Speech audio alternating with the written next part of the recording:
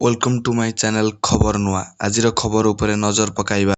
ମାଧ୍ୟମିକ ଶିକ୍ଷା ପରିଷଦ ପକ୍ଷରୁ ଚଳିତ ବର୍ଷ ମାଟ୍ରିକ ମାଧ୍ୟମ ଓ ରାଜ୍ୟ ମୁକ୍ତ ବିଦ୍ୟାଳୟ ପରୀକ୍ଷା ଫଳ ପ୍ରକାଶ ପାଇବା ପାଇଁ ସମସ୍ତ ପ୍ରକ୍ରିୟା ଶେଷ ହୋଇ ବିଭାଗ ପକ୍ଷରୁ ସବୁଜ ସଂକେତ ମିଳିଲେ ପରୀକ୍ଷା ଫଳ ପ୍ରକାଶ ତାରିଖ ଘୋଷଣା କରାଯିବ ବୋଲି ବିଶ୍ୱସ୍ତ ସୂତ୍ରରୁ ଜଣାପଡ଼ିଛି। ମେ ମାସ 1 ତାରିଖ ଓ 3 ତାରିଖ ଛୁଟି ହେତୁ ପ୍ରଥମ ସପ୍ତାହ ଦ୍ୱିତୀୟାର୍ଦ୍ଧରେ ପରୀକ୍ଷା ଫଳ ପ୍ରକାଶ ପାଇପାରେ ବୋଲି ଜଣେ ବରିଷ୍ଠ ଅଧିକାରୀ କହିଛନ୍ତି। ତେବେ ପୂର୍ବ ଭଳି ଏକା ସଙ୍ଗରେ ମାଟ୍ରିକ ଓ ମାଧ୍ୟମ ରାଜ୍ୟ ମୁକ୍ତ ବିଦ୍ୟାଳୟର ପରୀକ୍ଷା ଫଳ ପ୍ରକାଶ ପାଇବ। ବୋର୍ଡର ୱେବସାଇଟରେ www.bseodia.ac.in ରେ ପରୀକ୍ଷାର୍ଥୀମାନେ ସେମାନଙ୍କ ରୋଲ ନମ୍ବର ଜାରି ପରୀକ୍ଷା ଫଳ ଦେଖିପାରିବେ।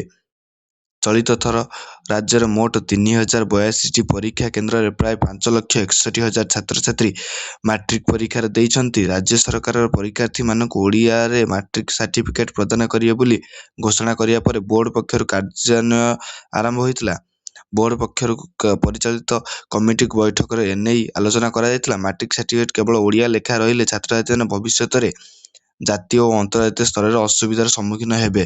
ତେଣୁ ଉକ୍ତ ଦିଗରୁ ବିଚାର କରି ସାର୍ଟିଫିକେଟ୍ ଉଭୟ ଓଡ଼ିଆ ଓ ଇଂରାଜୀ ଭାଷା ରଖିବା ନିମନ୍ତେ ସ୍ଥିର ହୋଇଥିବା ଜଣାଯାଇଛି। ଫଳରେ ଚଳିତ ଥର ପ୍ରଥମ ଥର ପାଇଁ ଏଭଳି ସାର୍ଟିଫିକେଟ୍ ମିଳିବ।